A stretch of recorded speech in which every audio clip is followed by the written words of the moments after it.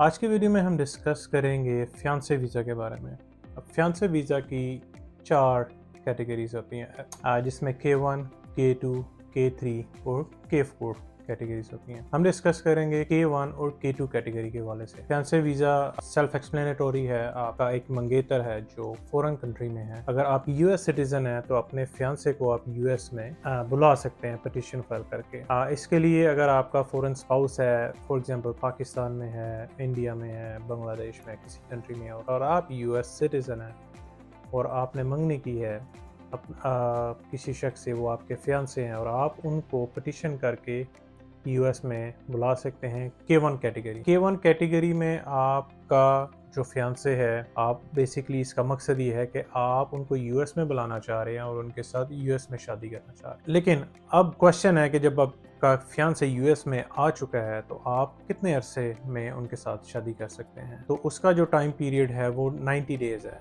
With in 90 days आपको अपने fiance के साथ शादी करनी है और उसके बाद जब आपकी शादी हो जाती है तो आप अपने फियांसे के लिए adjustment of status petition file कर सकते हैं। उसके लिए काफ़ी फॉर्म I-130 है, form I-485 adjustment of status and there are some other forms जिसकी वीडियोस मेरे यूट्यूब चैनल में है। You can go ahead and watch them. अब प्रोसेसिंग टाइम पे हम बात करते हैं। K1 जो फियांसे वीज़ा, इसका प्रोसेसिंग टाइम क्या है। इसका प्रोसेसिंग टाइम डिपेंड करता है कि आपकी पिटीशन किस सर्विस सेंटर में गई है। काफ़ी सर्विस सेंटर है यूएस में, सो इट डिपेंड्स। 5 महीने से आजकल 12 से 15 महीने भी लग रहे हैं because post covid there is so much backlog.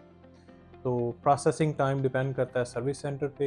It could be 5 months और इट कुड बी 12 मंथ्स, 15 महीने, 12 महीने तक इसका प्रोसेसिंग टाइम हो सकता है।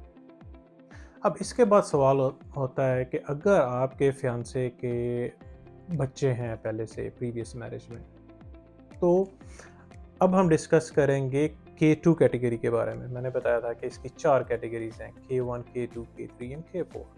K1 and K2 get along. इस सिचुएशन में K2 कैटेगरी में अगर K1 कैटेगरी में आपके फियांसे की पिटीशन अप्रूव्ड हो चुकी है तो अगर उनके बच्चे हैं, 1 हैं, 2 हैं, अनमैरिड हैं, तो आप उनको भी यूएस में बुला सकते हैं, स्पॉन्सर कर सकते हैं।